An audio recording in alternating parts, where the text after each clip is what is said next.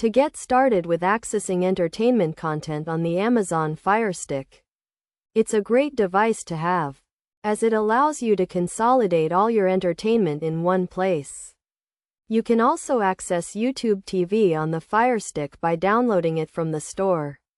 To do this, begin by navigating to the home page on your Amazon Firestick, which is displayed on your TV. From the home screen, locate the search icon, often represented by a magnifying glass, at the top, and use your remote to type in YouTube TV. Select the YouTube TV option from the search results, which will take you to the YouTube TV page.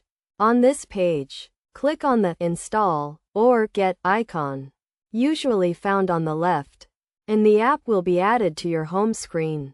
Once the installation is complete, you can open the YouTube TV app from the store page by clicking on the Open option, typically located on the left side of the screen.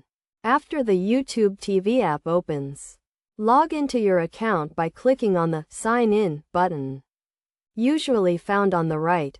This will grant you access to watch YouTube TV on your Amazon Firestick TV. Following these steps allows you to easily get YouTube TV on your Firestick.